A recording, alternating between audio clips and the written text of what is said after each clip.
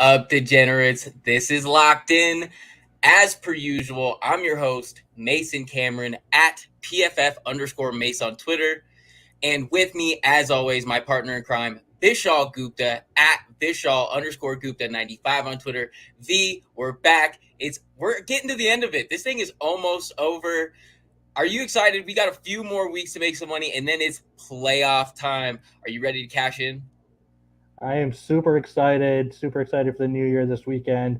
And, what better way to bring in the new year than getting to talk about our favorite quarterbacks like David Blau, Desmond Ritter, Teddy Bridgewater, Jared Stidham, Nick Foles. It's going to be an electric show.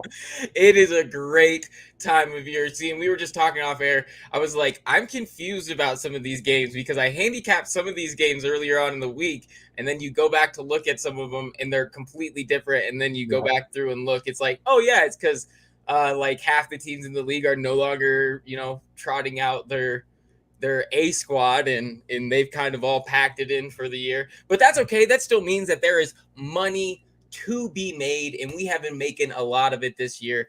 And something else we have been doing a bunch of is going back and forth in our NFL versus piece. For anybody that doesn't know, this is the piece that V and I write over on the website, importantnonsense.com.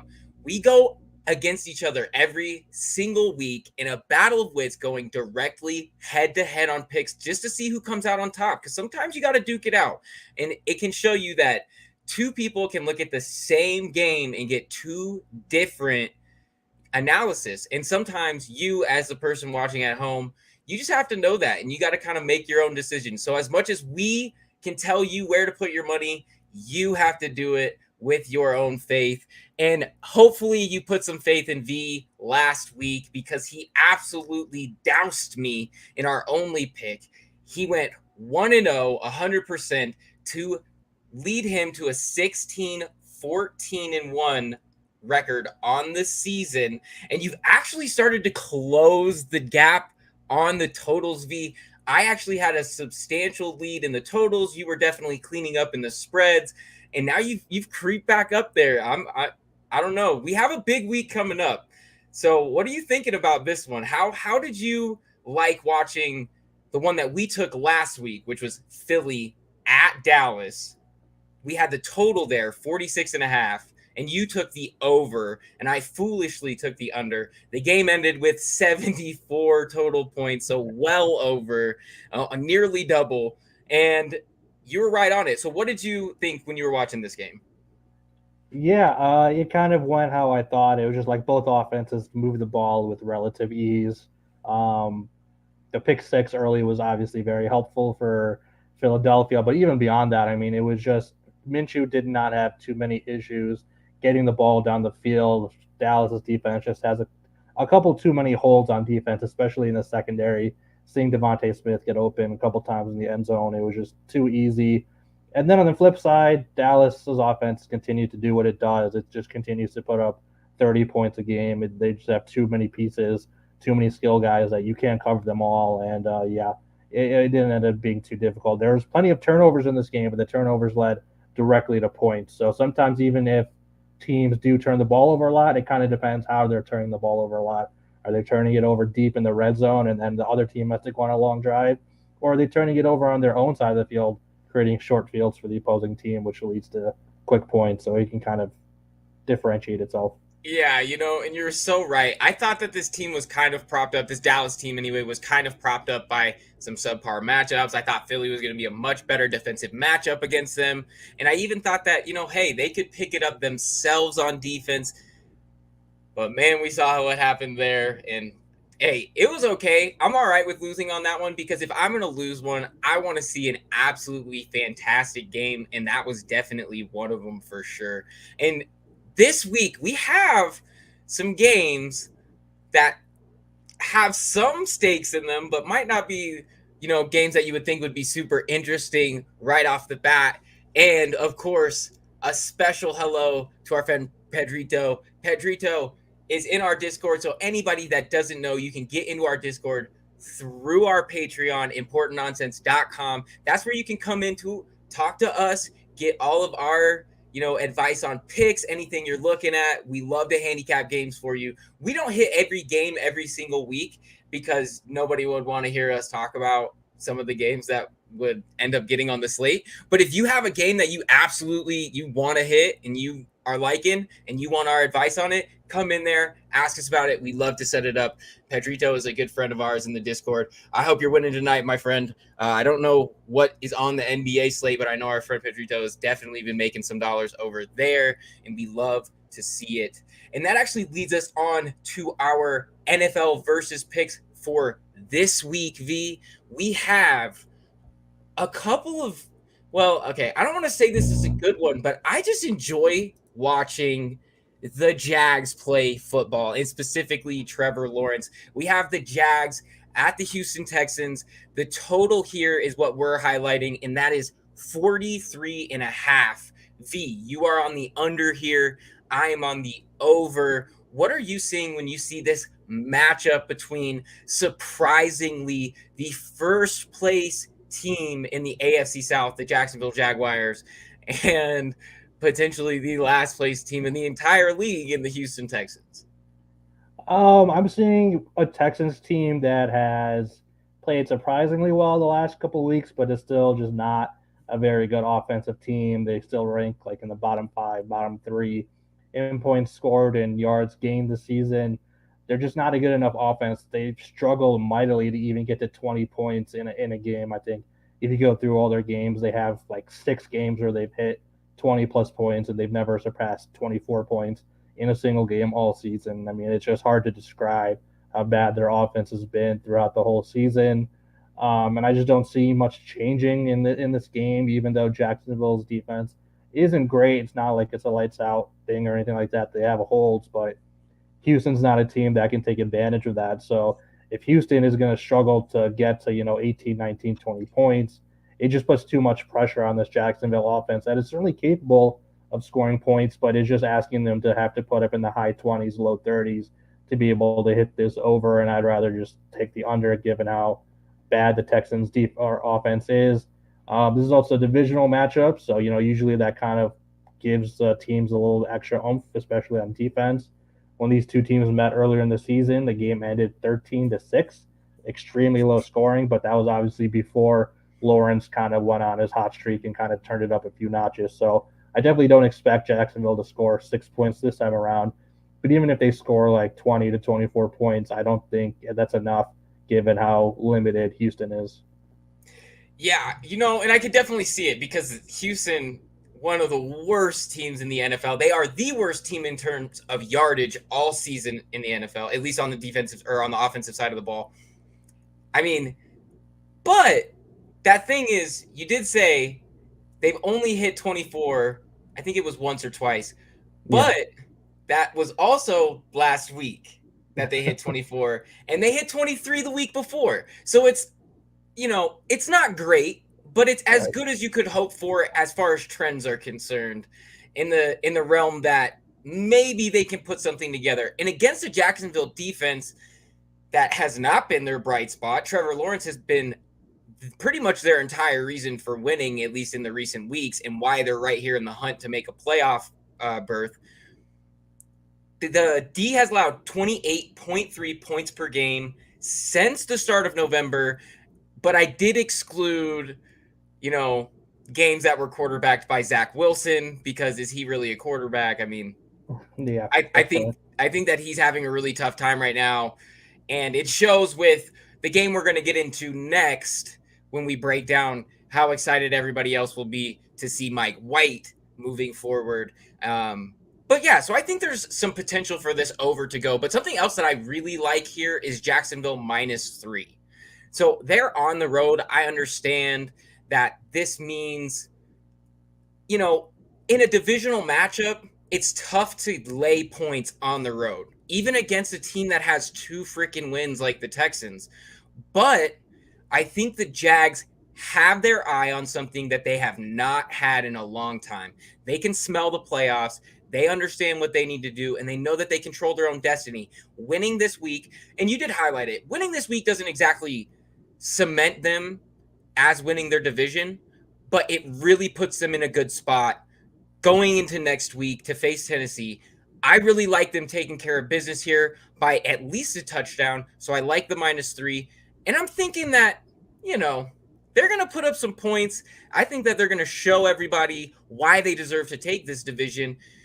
And hopefully the Texans can do just enough Just enough, right? to get us over that mark. See, and that's funny because we highlighted all the time that we're very like-minded thinkers, and a lot of the times comes down to literally one pivot point, one crux of the argument.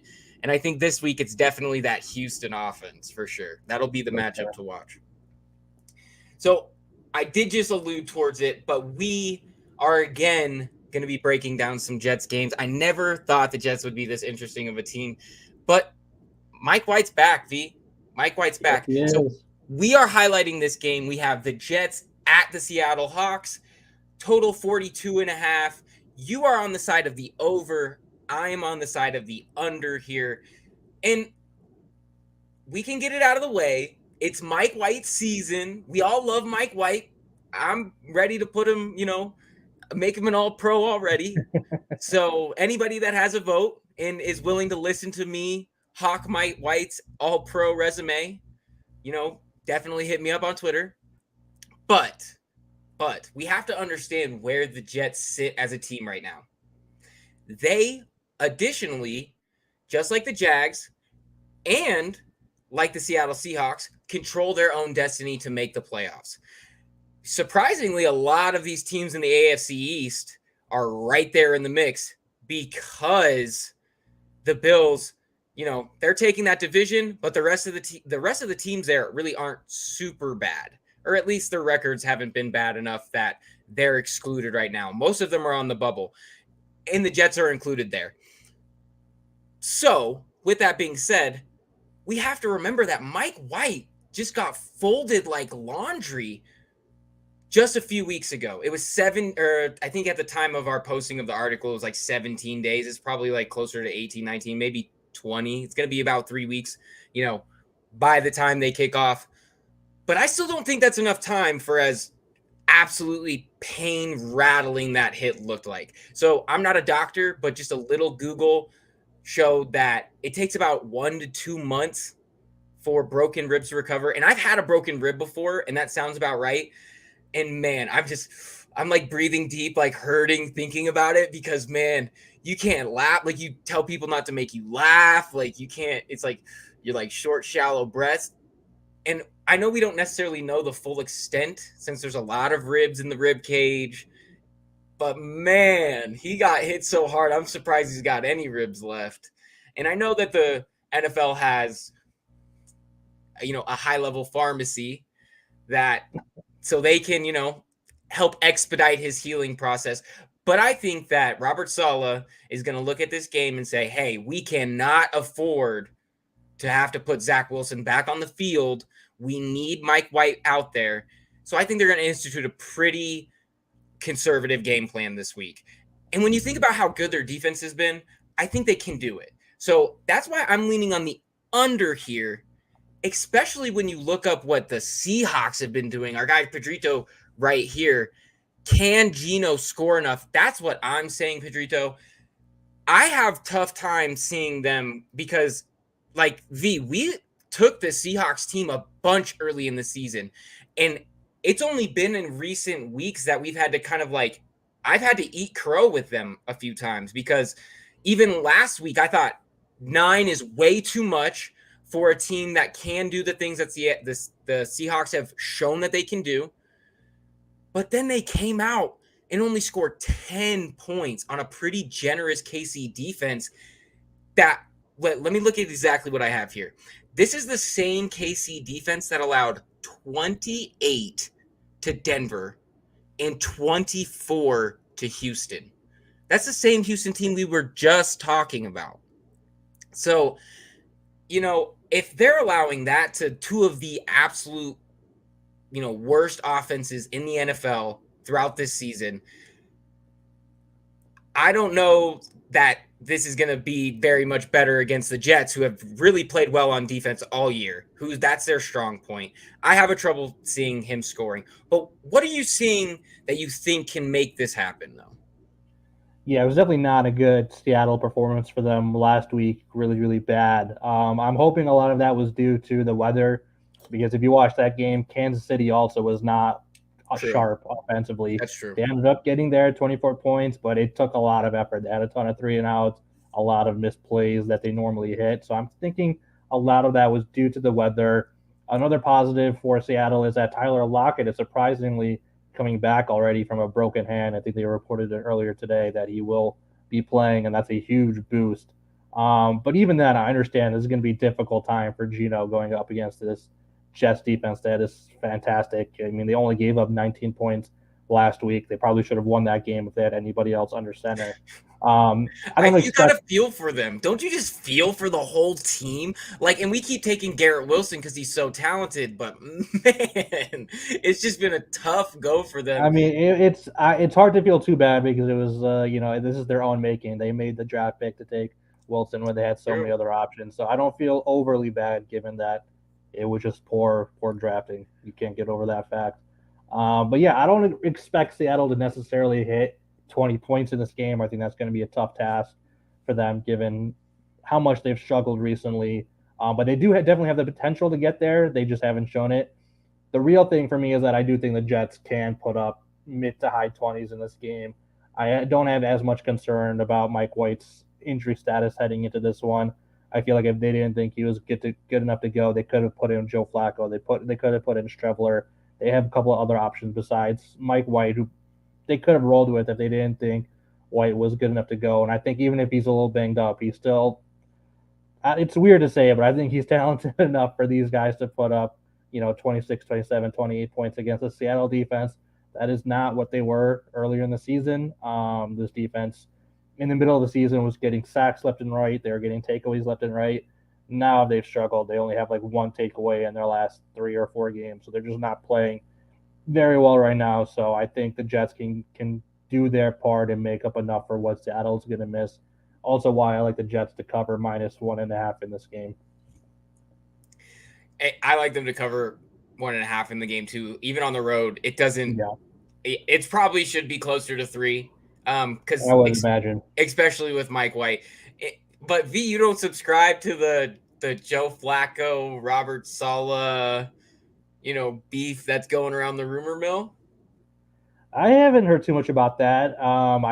He did enough good things early in the season. I think we all forgot he had that awesome comeback in Cleveland where they won that game 31-30. So I think if you give Flacco a full week of reps and practice, he can be a guy who can put up enough points and win you games. But if you have him coming in as a backup like he did when Mike White went down a few weeks ago, that's just not going to work out. So Good I answer, don't know. V. Yeah, I like to stir the That's pot. all I You care. know me, V. You're not going to take the bait. I like to stir the pot. You're good.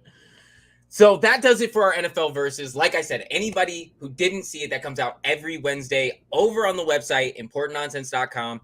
Check it out. You definitely want to see it. We've got a few left. It's coming down to it, V. We're going to have to probably make some rules up to figure out how I'm going to have some sort of chance. Because if you We'll sweep make me it like this, a 10-point victory next week. yeah, One there we pick, go.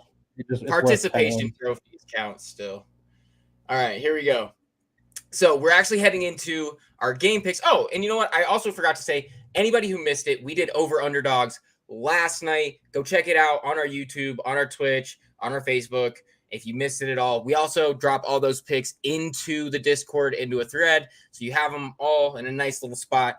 And that's for anybody that wants to play underdog fantasies pick them. You can use promo code nonsense to get a nice little bonus. And it's also just, good props that you can take right to your own sports book. So some stuff to highlight. We had a blast doing it with just the two of us. Usually there's three, but we had just the two of us last night. And I like that, V. I think that our Yeah, card actually is going to excel because we were able to collab on the last one. I Gosh, agree. It should be a I'm good one. Red Bull burps. They taste, oh. All right, here we go. So now we're going to do our game picks, guys. So for our game picks, like I said earlier, we don't hit every single game. So if you have anything, you can even throw it in the chat and we'll definitely try to handicap it on the fly for sure. Take some looks at it. Or you can head into our Discord and we'll get you all the picks there for sure. But for starters, we are starting off with the Colts at the Giants. And V, you are loving this game. You are on the Giants -5. Well, I shouldn't say maybe loving, but you have a lot of skin on this one.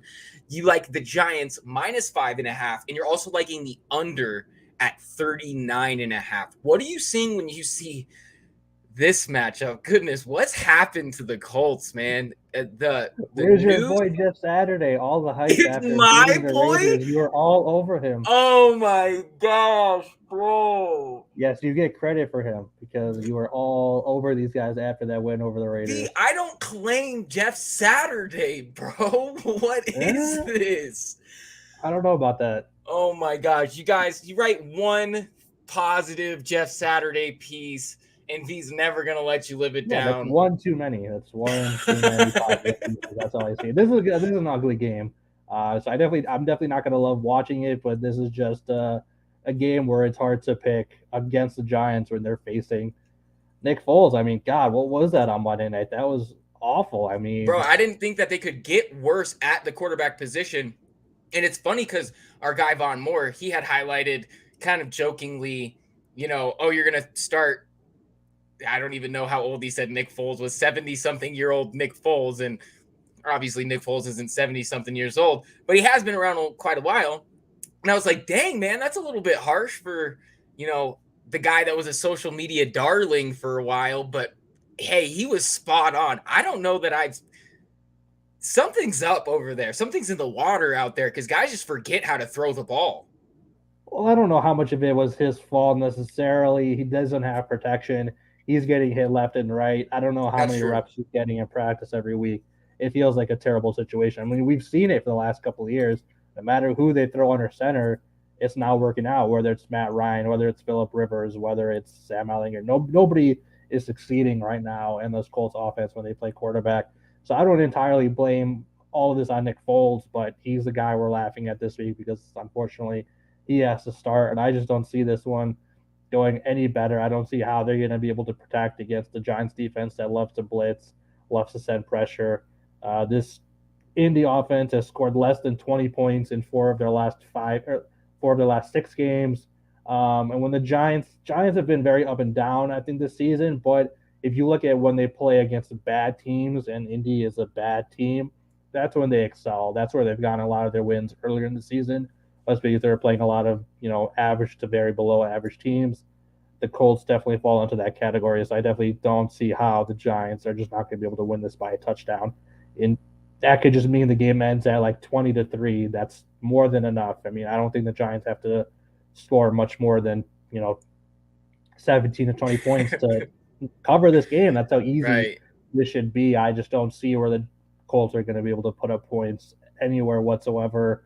The Giants aren't a good offensive team either, so definitely easy under for me on the 39.5, and this should be an easy cover because it would honestly shock me if the Colts find their way into the end zone, definitely on offense. Maybe if they get a lucky defensive touchdown or a special teams touchdown, they can do it, but I don't see how they're even going to score a touchdown on offense. Yeah, it's been a really really rough go for them. It's been tough to watch at a lot of Yeah. times, and I can't even believe you just saddled me with. I avoided the Nathaniel Hackett like connection for all season, and now I'm getting saddled with Jeff Saturday. Good lord. Have you bet against them since he has become a coach? Let me ask you that. I will neither confirm nor Yeah, there you deny go. that statement, B. Okay. I will neither confirm nor deny. I cannot duck the allegations out here. It's crazy. Oh my gosh. All right. So we're on to the next game, and off of me liking Jeff Saturday, I guess. And we are on to Arizona at Atlanta. V, this is another one you're highlighting. You were liking the total here at under 42. The line has actually moved down to 41 in your favor, which is another point. Everybody shop early, shop often. That's how you get the best value in the market because things move as people start catching wind of things, and things start falling into place, and you can really get a ton of value even out of games like this, where not a lot has changed leading up to the kickoff. It's not like the health of a bunch of players has changed. They're still probably going to be playing Trace McSorley. It's still going to And be that's Desmond Ritter. actually the thing in this one. It is going to be David Blau this week. Is it? Four Oh yeah, it's David and a half Blau. points. Who That even is the understand? big thing Like about this one. Yes. that's the. It makes. It's almost even better, but It, it's one of those things that get in early, get in often, and you'll get some value for sure. And that's where we're sitting at this week with a whole point above on the total. So what are you seeing with this other than goodness gracious? I just had to double check David Blau. That's something else. What are you seeing with yeah, this matchup, V? yeah, this one is interesting. Colt McCoy was in line to start this game for most of the week, but then it got reported earlier today that he's still feeling some symptoms, so they have announced that they're starting David Blau. And I immediately assumed that this total would drop to definitely below 40 and probably down to the mid 30s because who knows anything about David Blau? The dude hasn't started in a few years since he was on Detroit. But for some reason, this number is still at 41, even 41 and a half, like Pedrito was saying. That's insanely high. Our Desmond Ritter and David Blau getting to 42 points. I just can't fathom that in any shape whatsoever. It's like one of Desmond those Ritter games we has, had with the weather. It's one of yes, those weather exactly. games where they weren't going to hit those totals with good weather. And now Yes. we're sitting. This is one of those games where we're like, the This is in a totals, dome, but still. it doesn't matter, right? Exactly. Yeah, I mean, Ritter just, I mean, look at what the Falcons did last week. They got 9 points. They couldn't do anything at all. The week before that, Ritter had 18 points. This is just another one of those situations where if neither team can get to 20 points, how does it mathematically make sense to set the total at 41 and a half? It just, I'm not seeing how this makes sense. I was really liking Arizona at plus 3.5 all week, assuming McCoy was going to start. But as soon as they announced Blau, the line only moved to plus 4, but I couldn't find myself able to bet on David Blau. And there's no chance in hell I'm betting on Desmond Ritter as a 4 point favorite. Yeah. That's Four insane. point So favorite staying at away home. from that. Yeah. And, I think that this is actually an interesting case study in how odds makers create lines and the things that they look for and where you as a bettor can take value from it. So we've established that things like offensive efficiency and offensive productivity equate more to production in game totals than like poor defenses. So Right. essentially, what they're looking at right here is Vegas sees an Arizona defense that has been extremely generous, an Atlanta secondary that we've taken full advantage of plenty of this season. And they're thinking, okay, we can't set it too low because these are bad defenses. So let's set it around kind of a middling number like 42. But we can look right through that when you identify that these offenses aren't going to put up 20 plus against these type of defenses at all. It doesn't No, matter that no the chance. defenses are poor. So they're going to have struggle putting up that type of numbers at practice. So, like, when you think about that, you're like, all right, this number makes a lot less sense. And that's where you can attack things like that. I think the same thing goes when we talk about defenses. A lot of the times, they just get, I don't want to say like game totals really fluctuate based on like how they think defenses will play, but sometimes they get two really good defenses that play against two really good offenses, and the line is set way too low, and you don't really understand it. Um, but then you That's an get some interesting case for the Monday night game when you talk about Cincinnati and Buffalo. You have exactly. two good defenses going up against two good offenses, but they set that total up at 49 and a Let's half. see. Yeah, 49 and a half. See, and so yeah, just like you were saying, it's one of those like it's an interesting draw. These will be two interesting games for that case study. For sure. Oh Take my the under, gosh. though. Yeah, pass on it. How am I getting I get it from everywhere, man. Pedrito, Darnold has made me a believer, okay? I don't know what else to say. Can you blame me? Can you blame me? Sam was. I, we'll get into it again later. We'll get into it again later.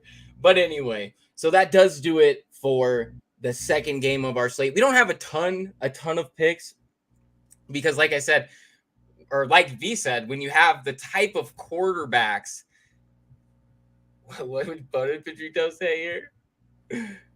I'm still waiting to see who Darnold sold his. Who Sold sold? to. Yeah, me too, Pedrito. All right. So anyway, on to our next game though. We are looking at one that I'm taking here. And I get it. We have the Chicago Bears. They're taking on the Lions. I get that the Lions let us all down last week. Don't feel alone. You and every other person in the betting It was public literally all the most bet team of the week last of the week. weekend, and they got absolutely stomped. Vegas made a mint off of it. That's why they are in the business like this. And it's okay. You have to take some of these things and understand where we went wrong. The Lions on the road are a different team than the Lions at home. And I think a lot of that comes down to your ability to cover up poor defensive play at home, and especially where the Lions play in a dome. It's just easier to kind of gas teams out with a good offense. And that's what they're going to do this week. I have a lot of faith in the Lions taking on a Bears defense that we've highlighted as really struggling a lot this year. Mm, And I'm not going to lie, last week I was really excited because the Bears came out, they scored pretty early, yep. and then just never really found the end zone again. Nope. It was tough for them to get things going. So I don't really hate that I mean, 6 is higher than I'd like. I'd love for it to be 3, but we're not looking at that. We're looking at 6, and we're going to take it still under the key number of 7. That's a big number. I understand, but I still think there's a lot of potential with a team that plays great offense and a team that just hasn't been stellar on defense in the Bears. And their offense, it shows these flashes. We'd love for the Bears to really do play at their height. Like when they're good, the Bears are fun to watch and scoring 30. And you're hoping that they find some other way for Justin Fields to, get loose. But that just is there's those moments are few and far between, frankly. And so I'm leaning on the side of the Lions here. Still under the touchdown at -6. I like that one. Are you seeing anything for this game, V? How has this season weighed on you with your Bears? How's that one been? It's been hard for me with my Broncos. So how has it been for you with your Bears? It's been fairly enjoyable. It's kind of gone perfectly if you talk to most Bears fans because Justin Fields has looked pretty awesome this year, given the lack of talent around him. He still put up as good a numbers as you could have hoped for, and the things he can do with the ball in his hands are unheard of in today's NFL. You just don't see guys playing quarterback who can run and move like he can. So there's plenty of hope, and now they have a pretty legit chance of getting the first overall pick if Houston can come up with another win or two here at the end of the season. So you're talking about having the first overall pick while still having a franchise guy. That's as good of a season as you could hope for, given how much help this team needs. So I'm all for that. In terms of this game, I can definitely see the Lions covering. I think we mentioned it today. We mentioned it last night on the show. Bears defense is not good. I would be shocked if the Lions didn't cross 30 points in this game. So I don't know what their team total is, but if it's below 30, I might jump on that over for sure. I would be shocked if they didn't hit 30 points. So the question is, can the Bears hit up the mid 20s to be able to cover this one? They have not hit mid 20s since prior to Justin Fields' shoulder injury that made him miss a game. So they've struggled a little bit. The question is, what is kind of causing those struggles right now? Is it because of all the injuries they've had? They've lost a couple linemen, they've lost a bunch of receivers to injury, or is it the conservative play calling, which could in part be due to all the injuries and trying to protect your quarterback? And also, they played in pretty bad weather the last couple weeks. This week, they're in Detroit in a dome. They're getting a couple receivers back. They're getting a couple linemen back. So maybe they'll go back to kind of playing their full offense and not limiting the playbook. If they do that, the Bears can probably hit, that 24, 26 point mark and potentially cover this game. But I'm not 100% sold that they'll do that. So I think Right. taking the Lions -6 is a fair play. And that is why you see, the total at where it is at 52.5. And it is because I think odds makers do expect the Bears to get a bunch of players back. Chase Claypool should be back. They're going to, EQC is going to be back. A yeah, couple so linemen are back. they're going to So. be better. But just like you said, it's kind of hard to just turn that off and on too. And they've had a lot of struggles even with some of these guys on the field. It's you know it's hard to diagnose some of these things when you don't exactly know where the issue lies with that team. Because is it the injuries? Is it the conservative play calling? Or is it decision making by your passer? Well, at times we see, Justin Fields absolutely flash the talent that made him a top pick. And then we see some questionable decisions sometimes, but then we see really questionable play calling at times. And it's almost like a perfect storm. And when they can kind of push that off, they play really good football. They just need to capture that lightning in a bottle more often. It's really been tough going for them. And I think the Lions right now have a lot more in the chute. And This is also just a much bigger game for Detroit. Obviously, they've fallen off a right, little bit, but they need to win these last couple games they're if they right there want in to the get into hunt. the playoffs. So this is going to be like the first time in a long time where they're playing for stakes as big as this. So Right. let's see if they really have it. If Campbell is really that guy at head coach. When is the last time, V, that we were saying the Lions and the Jags would be playing meaningful And December the Jets and the Giants. I and mean, the this is all Jets? tipsy turvy this season, It man. doesn't make any sense. Like, where is the regular universe? Because we are definitely in the alternate one for sure. For sure. So, into our next game on the slate, we are highlighting Miami at New England. And the big news here is obviously Tua is still dealing with concussion symptoms. He's probably not going to be playing. Yeah, already ruled out. Already ruled out, yeah. So that's a tough draw for them. We're both liking under 41.5 for that case. I actually also wrote up in our opening line value piece, New England -2.5. I still like them -2.5 at home against a Dolphins team that is going to be essentially missing a crucial component. We've highlighted a ton at how the Dolphins, prior to the last handful of weeks, were very, very good with Tua under center, especially against the spread. They kind of fell off a cliff for a few weeks, and now they're going to be without Tua to make matters worse. So I'm still kind of leaning towards New England. I know that you're not as high on New England as I am usually, and it's kind of teetered me away from them too a little bit because they aren't really all that consistent. Their defense was their strong point, and they sometimes fall through with really questionable plays. But we're both liking the under 41.5 here. What are you seeing with this matchup? Yeah, you definitely like the under 41.5, especially when Teddy is going to be starting under center. Right. He started one other game earlier this season when he played Minnesota, and the Dolphins only scored 17 points in that one, and we all know how much Minnesota's defense has struggled. And New England just doesn't play high-scoring games. 6 out of their last 8 games have had point totals of 40 or less. So it's just not high scoring. And you can even go back to last week's game. They looked terrible offensively. That insane Hail Mary that got tipped and caught for a touchdown was ridiculous. That's what they needed just to get to 18 points total. This is not an offense that can move the ball, and Miami's offense is going to struggle to move the ball without Tua under center, and they're playing a New England defense that ranks in the top 10 in points allowed and yards allowed.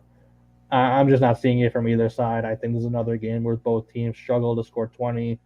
This game will be in New England. I imagine it's not going to be all that warm out there this time of year. I'm not seeing any success offensively for either team. They've actually, I have a buddy in Boston, and while I was getting, so this was the weather in Denver the last like week or so. We had -12 on Christmas Eve. Like 3 days later, it was 65. Ooh, wow. We had a foot of snow on Thursday, and then decent weather yesterday where it melted a bunch of the snow, but didn't melt all of it. So the roads are literally covered in ice mountains because it went back to -2 overnight. And so, yeah. But then I have a buddy in Boston who's like, dude, it's crazy. We've barely had rain here. So, like, Ooh, they've wow. had some rain, but, usually it's snow this time of year for them up there. So, who knows what's going to happen with the weather there in December? The forecast right now, I don't have it up right now. I did have it up earlier. It looked like it was relatively mild with a chance of rain again. Okay. But man, you never know with that East Coast like weather. It could easily switch on a dime, and especially with what we know about Foxborough late in the year. And then the fact that you're gonna have Teddy and Mac hasn't been good, No, he's been terrible. and gosh, now Mac might not even be a nice player with some of the highlights you see going around on Twitter of I don't dirty plays. Like they're definitely not a good look for that guy It's for not. sure. It's very, very bad. He's So definitely the NFL's version of Grayson Allen Grayson right now. Allen, bro, why is that is the perfect analogy for that? And I read that in the comment section, and I howled laughing. It's a tough draw. You never want to be like that, especially when you're kind of playing for the Pats, man. Like, Yeah, and you're come playing on, for your job. Don't be a you're bad playing for person your if you're playing job. for your job. You're I definitely can't playing wait for to your. see somebody in the Dolphins light him up. Somebody please, just for once, light Mac Jones up, and maybe he'll learn a thing It's or gonna two. give him the Matt Milano folding clothes. Yeah. It's nice of Matt Milano to fold Mike White's jersey for him while he's still in it. Maybe somebody will do that to Mac. Anyway, that's a tough draw, though. You know, I kind of want New England to do better. I really like Bill. It's a weird thing to say, but I don't want him to go You out like say this. that now, but when you look at the AFC playoff picture right now, it is kind of perfect when you see the quarterbacks who we're going to get to see. We have Mahomes, we have Allen, we have Joe Burrow, Justin Herbert, You're right. Lamar, Trevor Lawrence. You don't want Can't to throw Mac Jones in can't there. throw Mac Jones in there, That kind of man. ruins all of it. Can't ruin a good thing like that. All right, so on to our next one. We are both highlighting this one as well. We are looking at the Niners taking on the Raiders. We both took this early in the week at 10, and we liked it there. This one's moved against us. It's at 9.5 now. And I'm gonna go take it again. Oh yeah. Because obviously the big news of the week, Derek Carr will not be starting for the Raiders the rest of the way. It's understandable. There are rumors that he will be on the trade block come post Super Bowl. And I mean, I guess we'll see exactly what happens. As a guy who is heading into championship week in fantasy without Derek Carr, that's a You tough. might be okay. I mean, is It, the negative points really going to help you? you're But right. I mean, he hit me with negative points, but it also means that I have to go pick somebody else up, and that always makes you nervous. And I David Blau, mean, baby, what could go wrong? David Blau, you're right. V's right there in front of me. It's almost like V's my opponent this week or something. Goodness gracious. So we're looking at the Niners. They're taking on the Raiders. We both like it even at 10. And I think that it's not really hard to see why. Even with Derek Carr, there's not a ton going for this Raiders team, at least recently. What are you seeing when you saw this matchup? Yeah, this was even when Carr was starting in this line was at like -5, 5.5. I was definitely leaning towards taking the Niners, but as soon as they announced Stidham, and even with the jump up to 10 or 9.5, wherever you get it, you just can't pass on San Francisco right now. They are hotter than hot. They've won 8 in a row, and during that winning span, their average margin of victory is 16.6 points. They're not just winning; they're blowing teams out. Brock Purdy has won all 3 games he started this year, and they've won all of those games by at least 8 points. And then their defense is just on another planet as well. San Fran is allowing the fewest points per game, whereas the Raiders are allowing the ninth most points per game. I just don't see how this game is competitive at all. I just don't see how Jared Stidham can move the ball against defensive player of the year, Nick Bosa. I don't know how they're going to be able to stop George Kittle and Christian McCaffrey and all these other guys. It's going to be a nightmare. I just don't see how this is going to be anywhere close. This could be like a 35-0 game. It wouldn't shock me. Did you watch Brett Coleman's piece on Nick Bosa? I saw he put it up. I have not had the chance to watch Go that one watch yet. it. Go watch it. It's really good. It's Shout awesome. out to Brett Coleman. You ever want to come on the show, Brett? I'm happy to have you. I'm a big fan of Brett's work. The Nick Bosa video, it's a really technical video on pass rushing technique. Like he really does get deep into the weeds, but man, it really does show you how explosive and game changing an edge rusher like that is. And he is absolutely making the difference for this defense. He is taking tackles lunch money. You know, I was a little on the fence with like who deserves defensive player of the year, and maybe Nick Bosa doesn't get it. But man, watching how he just absolutely harasses quarterbacks and takes tackles lunch money, he has my vote, man. He is something And else. he's doing it at the end of the season at a critical time. People are fighting for playoff spots, and he's just destroying them. I mean, I can't believe what he did to Taylor Heineke last week. Oh He just my gosh. marked.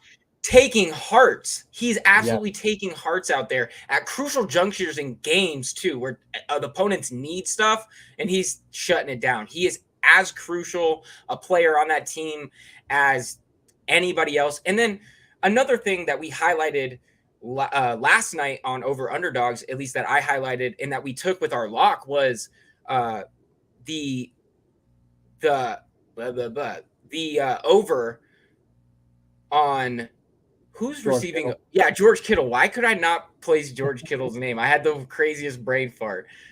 George Kittle. We took George Kittle's line higher than because it was only at 51 and a half freaking yards. And the guy has been absolutely lights out in the last 2 weeks. They've really found him. When this team can highlight George Kittle, they have been amazing. And they do so much better. It opens up the entire offense because they have a ton of weapons and they have a ton of really great players that can get the ball. And you said it perfectly last night. They have Kyle Shanahan, and he's an absolute wizard. So he's putting these guys into positions. This is, our guy Steve said it in the Discord earlier. It's hard to keep track because there's a lot of stuff going on in the Discord. Go get in there if you're not in there already, everybody that's watching. But our guy Steve said San Francisco might be one of the most overrated teams all season. And man, I just cannot get behind that. I think they've been one of the absolute best teams. And just because sometimes you play against lesser teams doesn't exactly make you underperforming or not as good or overrated. I think that if you come out and you're playing worse teams, you better beat the hell out of them. And And that's that's what what they've done, and right? that's what they've done. And that's what they've done. So I'm more than comfortable putting my money behind a big number here. It could probably even move further back up to 10, even to 10 and a half, and I'd still probably feel comfortable because they're going to win by a smooth 14. It's that At simple. least, I mean, At at least. least. Again, where are the points coming from for the Raiders? Where is Jared Stidham going to score 17 to 20 on this Niners defense? That even if he could, is that enough? Right. How bad their D's been. Is that enough?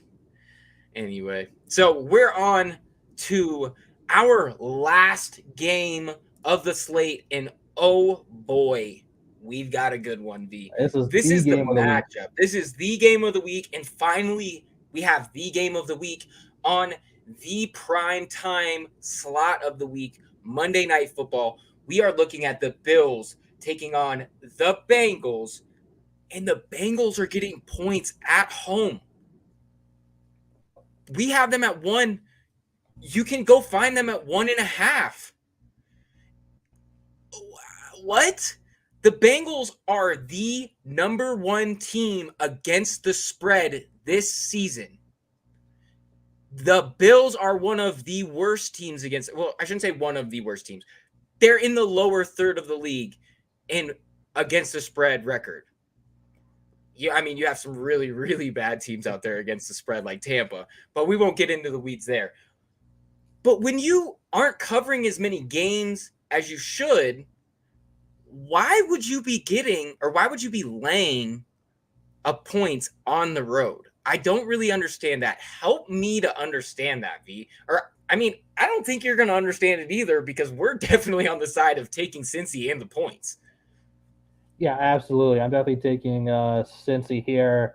First of all, this is just gonna be an awesome matchup. I believe this is gonna be the first time Josh Allen and Joe Burrow go out head to head since they've entered the NFL. So that's gonna be awesome to see. These teams are rather similar if you look at what they've done recently. Cincinnati has won 7 straight. They've covered all 7 of those games. This is an offense that's getting fully healthy. They have all of their weapons on offense right now. In those 7 games that they've won, Burrow has a 17-6 touchdown to interception ratio, and the Cincy defense has allowed less than 20 points in 3 of their last 5 games. Buffalo is also on a winning streak. They have 6 straight wins. Allen has a 12-3 touchdown to interception ratio during that time, and Buffalo's defense has allowed less than 15 points in 3 of their last 4 games. So both offenses are playing well. Both defenses are playing well. This is a very, very close matchup. Honestly, this should probably just be a pick 'em. It's hard to imagine that there's a solid read either way for one team just kind of winning outright. But if you're going to give me the points, you just got to go with the Bengals. I feel like Burrow has played more consistently. As good as Allen is, he'll have games where he's turning the ball over. He had 2 pretty bad picks last week against the Bears, and if the Bears were any good, they could have taken advantage of that. If you're throwing picks or turning the ball over against the Bengals, it's over. We saw what happened in Tampa Bay a few weeks ago. You turn the ball over in 4 straight possessions, you have no chance. You're going to get blown out. I have more faith that Burrow is going to take care of the ball better than Josh Allen is, just given how they played this season. Allen leads the league in interceptions and turnovers. Yeah. In these types of games, when they are so close, like you said, it makes more sense that this would be a pick. And even if if I'm setting the line, I'm not an odds maker. I don't do that for a living. They know more than I do, apparently. But if I was setting the line, I would probably have set it in the other direction with Cincinnati laying a point because these teams are so close and given how well they've been against the spread and now they're at home. So I think that that's definitely a big nod, just like we're talking about.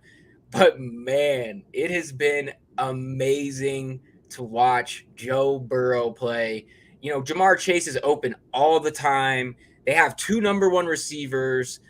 Yep. Their defense plays extremely well. And now Buffalo, obviously, they're getting healthier too. Their defense is playing lights out. Josh Allen.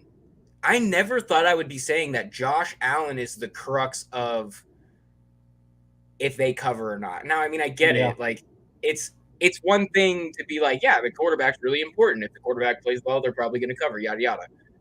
But like to be like, this is your question mark here is how is this guy going to give away the ball and ruin your cover?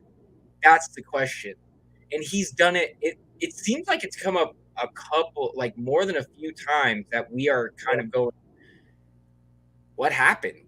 Why were those were some pretty really bad interceptions, ones that we don't let other guys get away with without really kind of hammering them in the media because Josh has earned a lot more leeway with how well he has played throughout the most recent years of his career. And we're kind of discounting the regression of not taking care of the ball because we've seen, his ceiling. So you're more willing to deal with some of the floor. But we have to understand that he's kind of hovering around that, lower end of his floor. Now that's higher than a lot of other dudes' Yeah. ceilings, sure. But he has a lot that can be desired, or that a lot left to be desired with how his play has been. Now they're still winning games because they're a really excellent team and he's still a really good quarterback. So They're first in the AFC. right. And hey, they're gonna I guess we'll see what KC can do if KC has something to say about it. But I think that given all that being said, it doesn't make a lot of sense to give points to a team like Cincinnati when Joe Burrow is playing good, baby. Joe Yeah, Burrow. it's tough to bet on any of these guys right now, but honestly, it might be the hardest to bet against Joe Burrow. The fact that he's worked his way into the MVP conversation this late in the game, all the credit to him. Yeah, absolutely, man. Just love rooting for Joe Burrow, man. Freak, Yeah, it's he's great. so good. It would suck to be a division rival in the AFC North right now. I know, right? And to think that they have another MVP, they have another league MVP playing in that division. It's got to be tough to be, the Steelers right now, where you're questioning who you have Well, at at least quarterback. they've won. I guess all of this is to say, sorry, Browns fans. Yeah, I didn't want to like throw it too much out there because like Watson should be better at football. Like they paid a lot of money and gave up picks, and he should be better at football. I mean, he's well rested, Yeah, so we he. were talking a lot about how Russell Wilson's trade may be the worst in history. How quickly are we going to talk How about about that Deshaun one? Watson being the worst? Yeah, uh, It's not you going to know, take much longer if he doesn't play better next year. yeah, it. They. I think that he's got to put more out, or you can't like. I mean, I get it. Teams that make a big investment, you kind of don't have a lot of room to maneuver. But if I'm sitting there going, the Browns are going to have a top 10 pick or whatever, and Well, that pick got moved to Houston, so are they going to have a oh top 10 yeah, pick? never mind. So they don't even have a. Never mind. What are they doing? Shoot themselves in the foot. See, I forget that too. I have to have people remind me that Denver doesn't have a pick and that pick is actually going to be a top Are three you looking pick. at all these mock drafts hoping you're going to get one of these top linemen, top quarterbacks, Yeah. and you're like, oh, man, we don't have our pick this year? Yeah. You do that a lot because it's almost like that. It's like that meme of Patrick from SpongeBob watching SpongeBob, or no, who is it? Squidward watching SpongeBob and Yeah. Patrick run around, and it's like the missing out like meme. Like that's how I feel come draft time, knowing that there's not going to be a lot of first round picks for my boys for a while. Yo. But anyway, that about does it for us, V. That wraps us up for week 17. We are back at the same time next week. These shows are dwindling, but don't worry, everybody. We are going to be doing these shows, or this show, through the playoffs. We're going to be talking about all those games, so you're not going to miss us for too long. But the regular season is winding down. Over underdogs, though, that will be the final show next week, I believe. We still have to talk about it and figure it out, but that should be the show next week. Summarize which ones, Pedrito. What do you need, my man? Run through them again. The picks? Which ones are you looking for, Pedrito? Hit me up in the Discord, Pedrito. I'll definitely get you whatever you need. That wraps us. Back same time next week. Over underdogs. Tonight's picks? We'll put them all in the Discord. I'll put them in the Discord for you, Pedrito. Don't worry. Yeah. I got your back, bud. We'll get you everything you need. Same time, over underdogs next week. It'll be our last one. Check out all of our work over at importantnonsense.com. We have the grand finale coming up of NFL versus. See who comes out on top. It is going to be a battle. This is a pivotal week for me, guys. This is a get right week. If we don't win this week, V is going to be probably crowned the champion unless we bend the rules in the last week to give me a shot. But well, you're the boss, right? You can choose. Yeah, you're right. I make the rules. This is my show. I make all the rules here. But anyway, join us on our Patreon. That's how you get access to our Discord. You can make friends with our friend Pedrito in there. You can yell at us. We love to be yelled at. Also, shop.importantnonsense.com. Promo code LOCK to get all of your gear. Your Abolish the Tight End t-shirt. Your Abolish the Kicker t-shirt. All the stuff you want. And yeah, I think that about does it for us. V, do you have any parting words for the people at home? Yeah, definitely excited for this weekend. I know we talked a lot about some backup and third string quarterbacks, but there's still a lot of good games this week, especially Monday night. So, everybody enjoy their New Year's and get pumped up for probably the game of the week and maybe the game of the year. Buffalo and Cincinnati. If we have to go through a bunch of second and third string quarterbacks to see Josh Allen take on Joe Burrow, then I'm all game for it. I will sit through the entire Sunday slate cheering them all on just for Monday night. Happy New Year to you, Pedrito, and have a good night. We'll see you in the Discord. Good luck with all your picks tonight, my friend. Hope you make that moolah. And until next time, everybody, good luck and Godspeed.